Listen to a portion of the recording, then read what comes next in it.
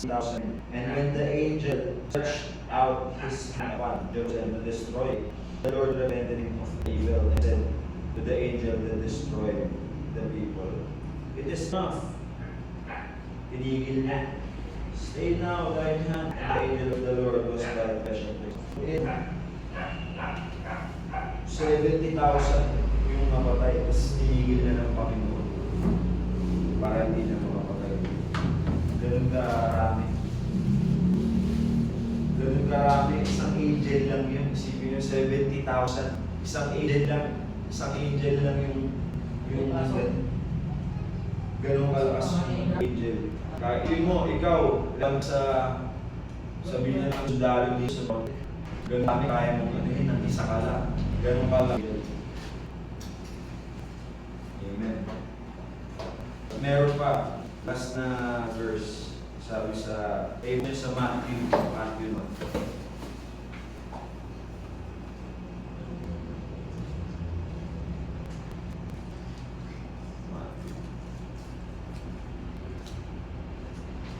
28 verse 2.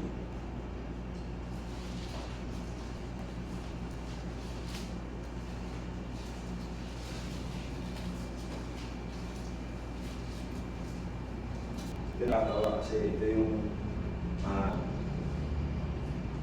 time na namatay si Lord at paano na diba bumukas yung pinto niya, yun yung angel, pumunta yung angel, sabi niya, and told there was a great earthquake. Isipin niyo, ang lakas nun, diba?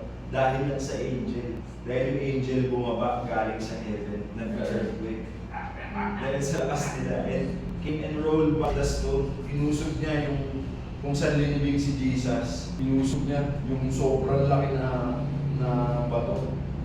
Tapos niya iusog ito, umuo siya sa ano na yun, sa bato na yun. Tapos niya iusog. Sige mo, yung angel, hindi lang sila parang robot, meron rin si character. Sige mo, inusog niya, tapos biglang umuo siya sa bato. Parang usog ka na, dito na ako. Dalawa yun, di ba? Pumunta sa yung angel. Dahil yung isa pumunta sa loob, tapos sinundihan si Jesus. Pero yun, ganun kalakas yung angel. Yung pagbaba nila, nag-earthquake yung doon. Ganun kalakas. So, yun yung mga personalidad nila na kalakasan. Nakita niyo doon. And dito naman, they can ascend in a flame. Kaya nilang pumunta sa langit gamit yung apoy. Sabi sa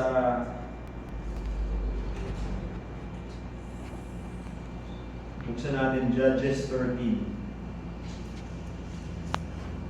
Bago mag-Samuel yun.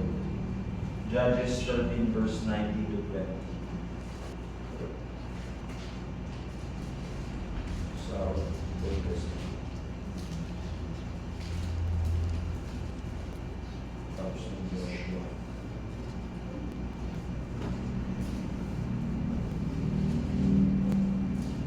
Verse 13. Okay, Judges 13 Judges chapter 13 verse 19 to 20.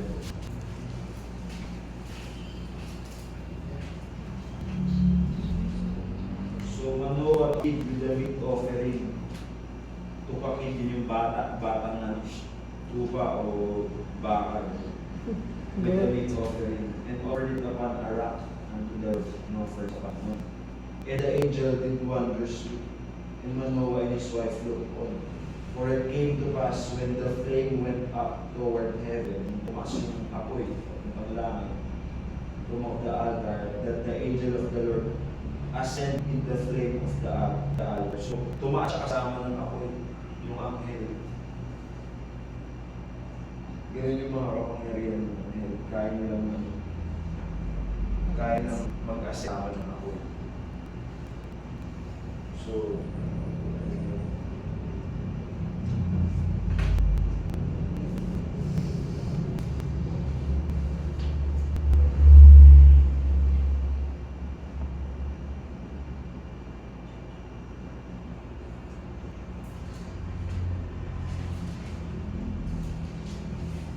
tapos sa Luke 20 verse 36, Yung mababasa natin dito, magiging patanghel.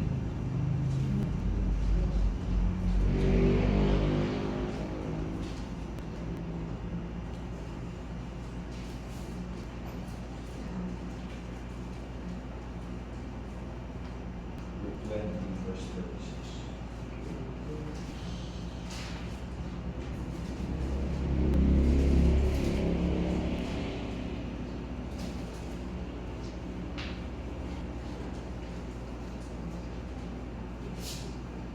Children of the resurrection. Sabi dyan, 6, Luke 20, verse 36, sabi, neither can they die anymore, for they are equal to angels, and are the children of God, being the children of the resurrection. Hindi na tayo namatay. Yan mababasa.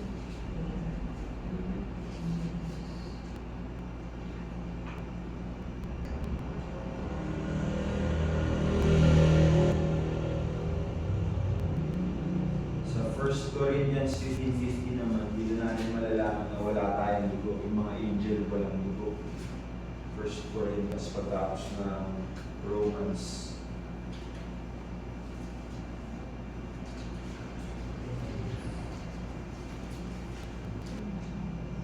First Corinthians 15, verse 15.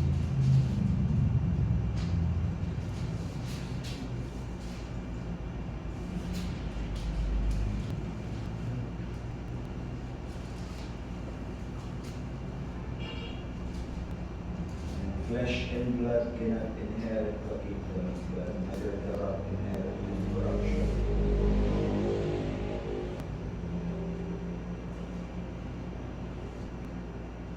Kaya yung mga anghel, wala silang dugo. Kaya nung nabasa nyo na yung sa Ark of the Lord, yung parang na box na gano'n, tapos yung cherubim, na dalawang cherubim yung nakalagay. Tinitignan nila yung dugo. Nawiwirduhan sila ng yung dugo nila kasi wala silang dugo. Yun yung dugo ni Lord sa Ark of the Covenant. And yung story dun sa Ark of the Covenant, mabasa nyo sa Samuel, sa Old Testament, nung nagsimula, yung sa Old Testament. Pag nahawakan mo daw yun, sa sobrang holy, pwede kang makipapatay mo. Yan karaling Ark.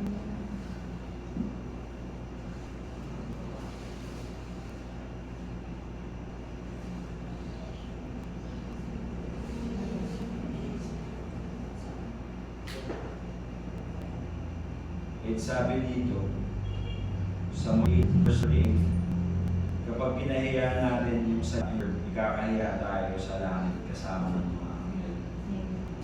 Isipin mo, yung malalakas na anghel na yan, makikita kung pinahiya natin yung word ni Lord, kakahiya din tayo. Sobrang malaki na kahiya dun.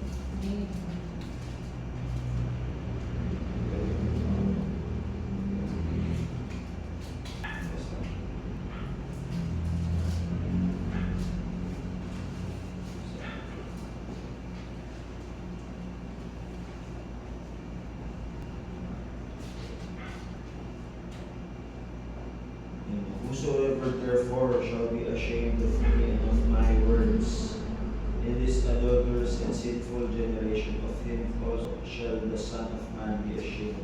Si Lord, when he cometh in the glory of his Father, the holy angels, kasama ng mga angels.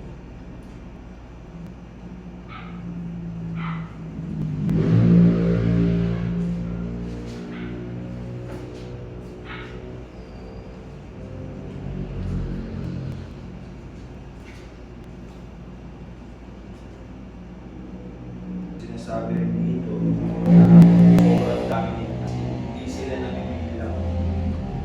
Sabi sa Revelation 15:11, they are 10,000s of 10,000s times 10,000s. Ganun na dami, sobrang dami. Sa Revelation 5:11.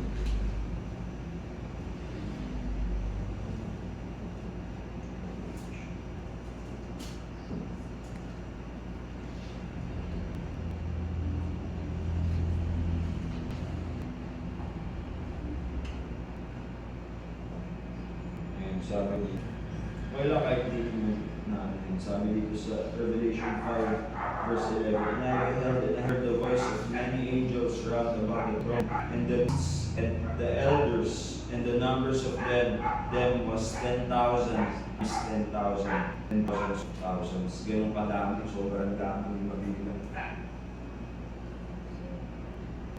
Ibig sabihin, parang ang dami rin na naligtas. Kasi yung mga naliligtas, magiging angel. So sobrang dami rin na naligtas. Sobrang dami.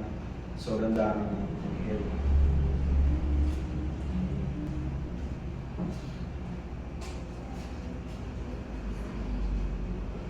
At kung si Lord, angel siya, at yung itsura niya, tao, ganun rin ang itsura ng angel. Tao, walang pakpak. Kasi ang may pakpak, yun yung mga cherubim. Yun yung itsura ni Satanas. Bago siya maging Satanas, si Lucifer siya. Siya yung leader ng choir ng music. At yung itsura nun, may 6 na pakpak, tapos 4 na ulo, diba? Leon,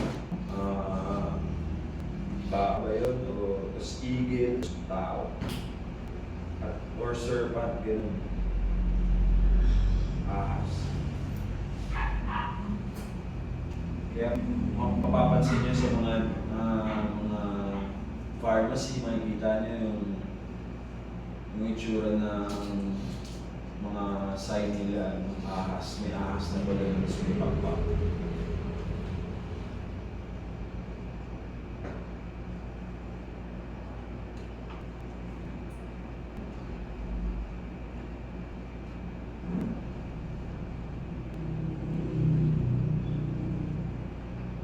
Tawag sa angel naman, mga angel, tawag sa kanila morning stars and sons of God.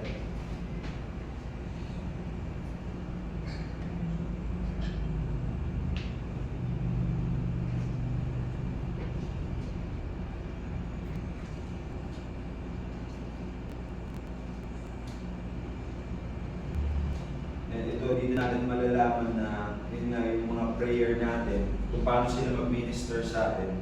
Kasi yung mga angel nag-minister sa atin, di ba? Ito, ministry ito. Tapos, tayo, nag-ministry tayo para sa Panginoon. Siniserve tayo kay Lord, siniserve natin yung iba. Iba mga tao, mga brethren, siniserve natin sa isa para sa Panginoon. Yung mga angel naman, mga ministering spirits sila.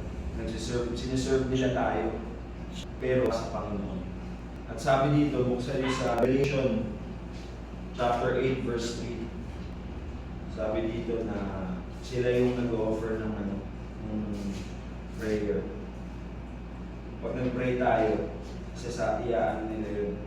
Sila yung nagbibigay, naghahanda ng parang. Hindi yun pag nag-pray tayo, marinig agad ni Lord. Kasi nag-minister sila sa atin eh. Kumbaga, paano kung yung prayer mo pang makamundo, pang puro flesh lang? Siyempre, iyaan yun, pipiliin ng mga angel na nag-minister sa iyo para pag hinain nila para sa Panginoon. So, righteous na prayer yung yan sabi dito. And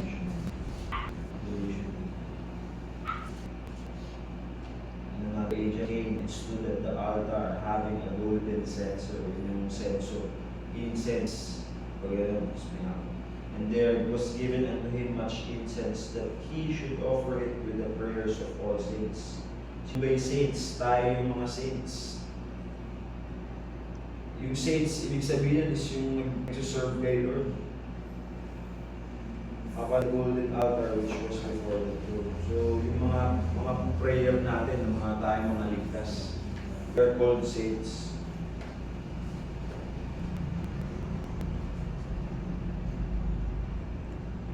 Ngayon, paano naman kung kaya binigay sa atin ng Panginoon lahat? Siyempre, nag-serve tayo sa Kanya, being obedient tayo sa Kanya. Tapos hindi natin bigay yung glory na dapat sa Panginoon at nagmataas tayo dahil sa blessing na bigay ng Panginoon.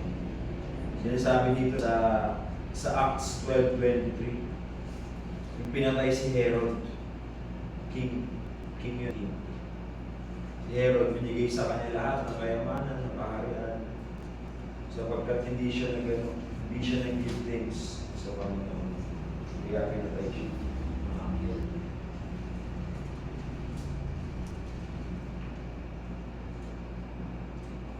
Sabi sa Acts 12:23.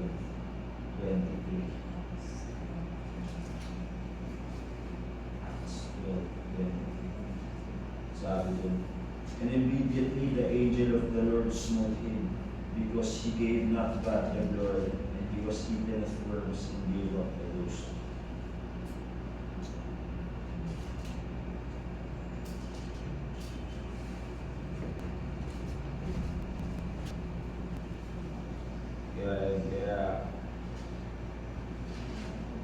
Kaya kailangan natin na maging righteous sa salita ng Diyos. Kahit naaral natin ito hindi lang dahil wala lang, kundi dahil para pahalagahan natin yung kahit bawat prayer, o bawat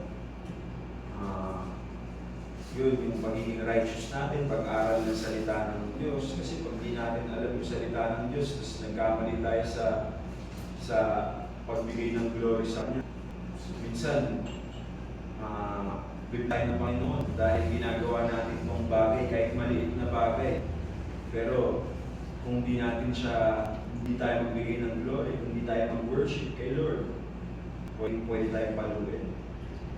Tulad ng palong buhay na ginawa kay Aaron dahil hindi siya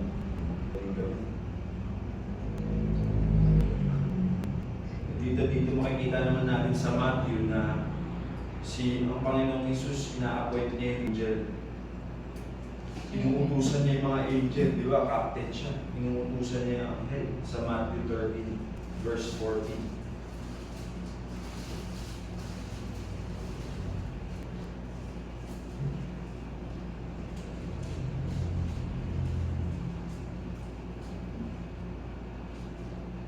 Verse 14.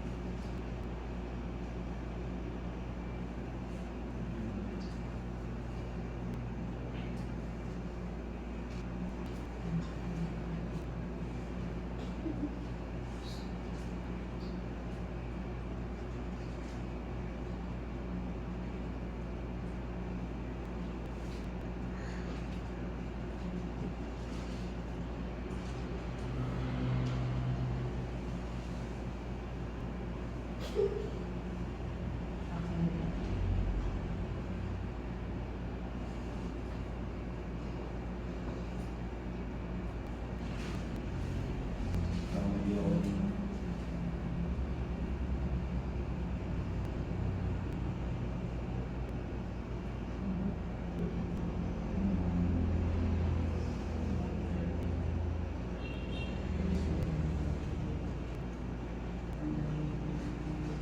dito lang sa Numbers 22. Numbers 22 verse 20. Dito makikita na dahil sa pagsuway, pag inaano natin, pag di tayo sumusunod, naranan tayo din. Sabi dito sa 22. Verse.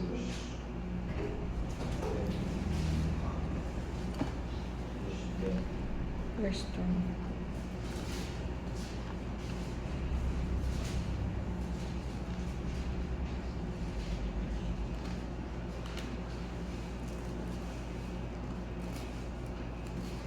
And the angel, and God's anger was kindled because she went, and the angel of the Lord stood in the way for an adversary against him. Now he was riding on his ass, donkey on an ass, and his two servants were with him. And the ass saw the angel of the Lord standing in the way, and his sword drawn in his hand, and the ass turned aside out of the way and went into the field.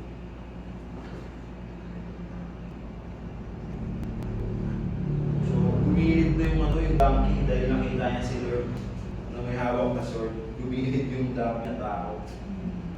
Tapos yung si Baalam, niya, sinipa niya yung kabayo, yung donkey para gumalaw. Pero yung angel of the Lord sabi sa 24, but the angel of the Lord, si Jesus, stood in a path dividing us, the wall being on this side and the wall on that side.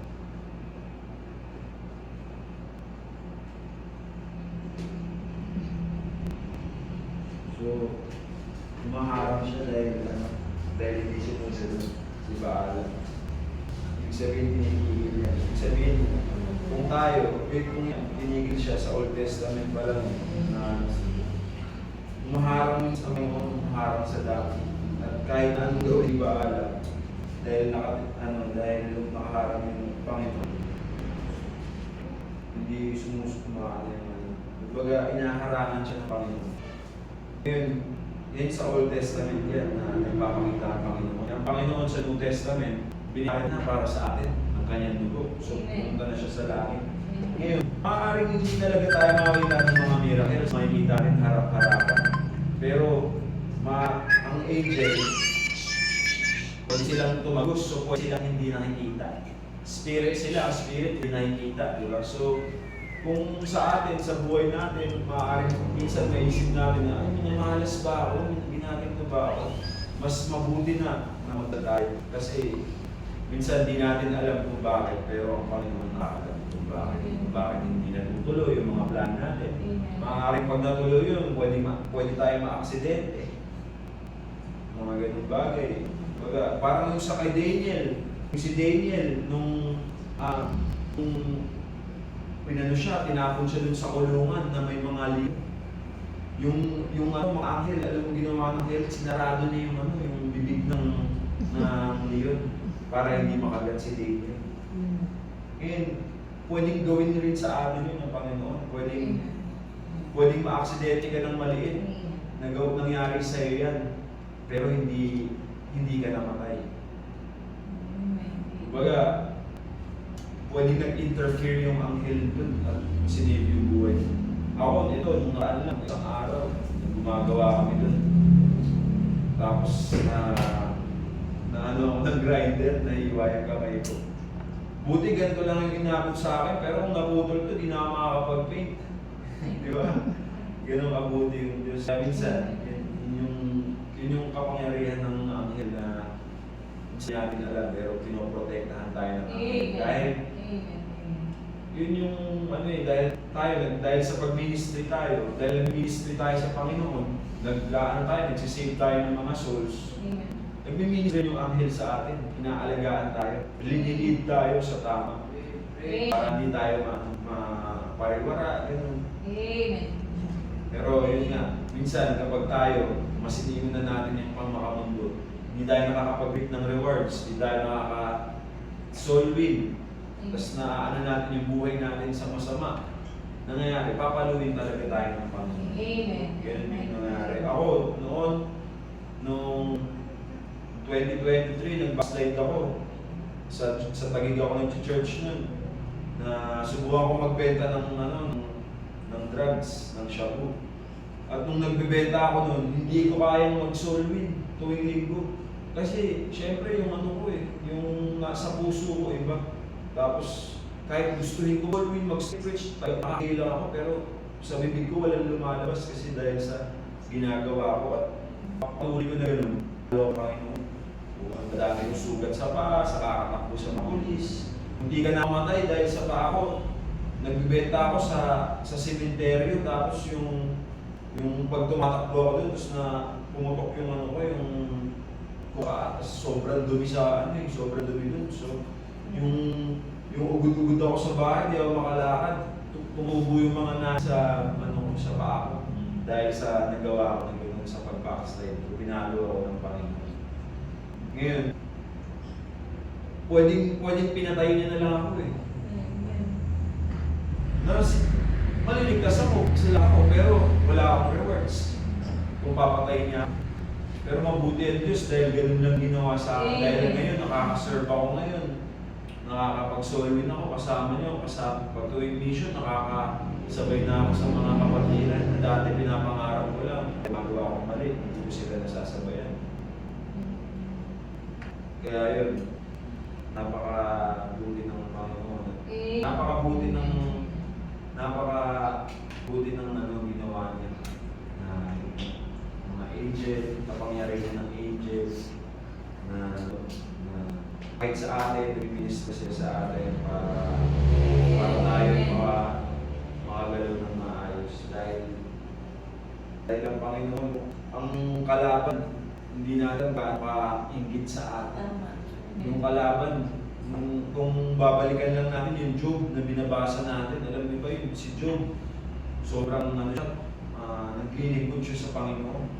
Pero, nung sinubok siya ni Satanas, nawala lahat sa kanya, namatay lahat ng anak niya, lahat ng kayamanan niya, nasunog. Pero, sumamba pa rin siya sa Panginoon. Kumbaga yun. Ngayon, napaka-swerte na dahil. Sobrang na maglingkod ngayon, hindi ko lang ng dati. Kailangan mo ng works para maligtas. Kailangan mo maging obedient ng sobra para maligtas. Ngayon sobrang dali na lang kasi dahil meron tayong church, meron tayong mga kapatid na kaya tayong palakasin sa buhay natin. Sabi dito, buksan natin sa Daniel 6:22. Angels guide believers. Yun nga, giniguide niya tayo sa Daniel.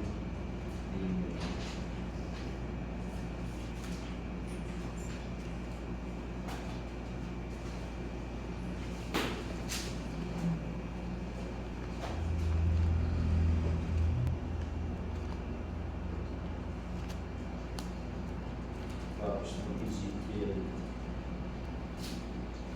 Tapos ng Jeremiah, Isaiah, Jeremiah, Ezekiel, Daniel.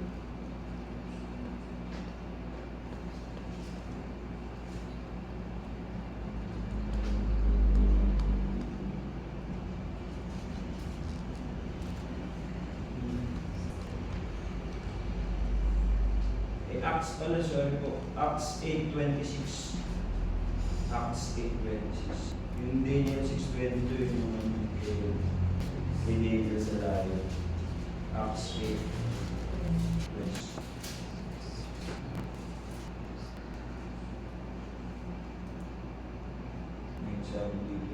And the angel of the Lord, and angel and the angel of the Lord spake unto Philip, rise and go forward to the south unto the way that goeth down from Jerusalem to Gaza, which is desert.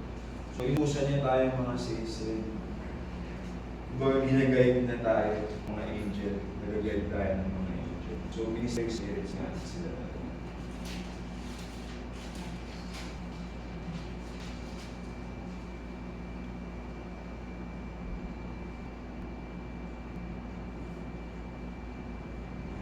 Ito last verse, dito tayo matapos sa Revelation 5 verse 12.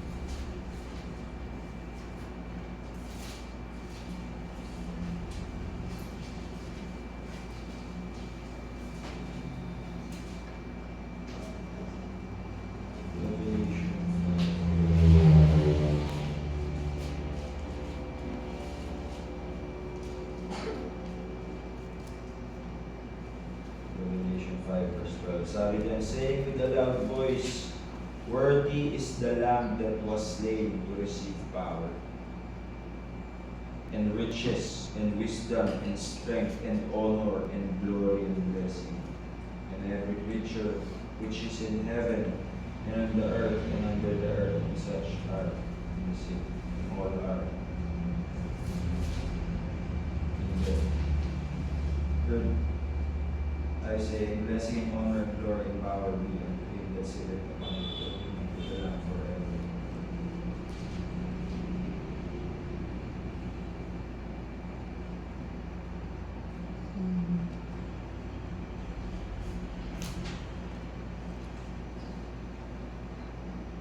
Blessed nga talaga siya kasi dahil sa kanya na inherit niya tayong lahat sa langit. Amen. Amen. Bilang anak. At tayo ay kakanta habang buhay sa langit dahil ligtas tayo. At Amen. tayo ay na-inherit niya sa Amen. langit. Kaya tayo magkakantahan sa langit. Yan yung mga binuksan natin mga verse na kanina, yan yung mga katangian ng angel. Malakas sila, ministering spirit sila, pumapatay din sila. Ibig sabihin, pumapatay din sila na Amen. kung alam ng Panginoon, ikaw, ligtas ka na. At kung ikaw, mas nakakapag-lead ka ng soul sa impyerno, pwede ka niyang patayin. Pwede ka niyang patayin. Pwede niyang kunin yung buhay mo para hindi maka-lose ng soul. Amen. At pwede ka niyang sugatan para mapagalitan, mapalo ka para sumunod sa kanya. At ganun kumilos ang mga anghel. Hindi yung anghel na nanonood lang sila sa atin, hindi. Para rin silang tayo. Sapagkat sila, sobrang lakas natin. Magiging para tayong sila kapag tumaas tayo, pag tayo namatay dito. Amen. Yun ang katotohanan tungkol sa anghel. Hindi sila baby na magiging parang ang anghel, kunyari, si Jesus, angel siya, di ba? At nung pumunta siya sa langit, 33 years old siya. Ngayon, ang mga angel, magiging parang tayo siya, di ba? So, pag angat natin doon, may 33 years old tayo lang. Ibig sabihin, yung prime natin nasa 33 years old. So, yun lang po.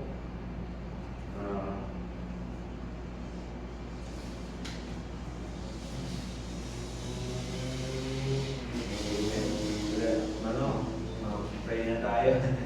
Stand up.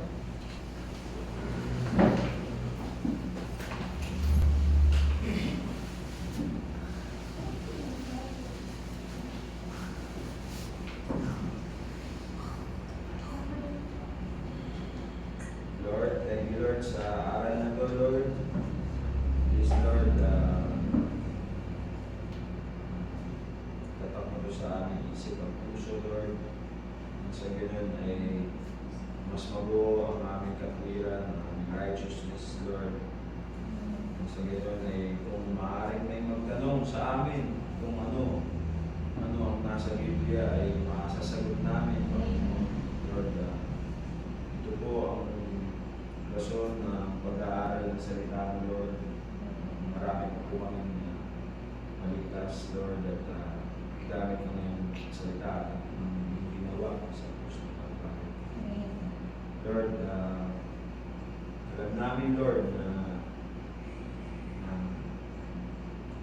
kami ay nagkukulang sapagkat, Panginoon, buuin mo kami ng salita mo. Kung po itong mga salita na ito ay mawala sa aming puso. Panginoon, maraming salamat, Lord, sa araw na ito, sa pag-aaral. Lahat po ng papuri sa iyo at lahat ng ito ay nagsisilbi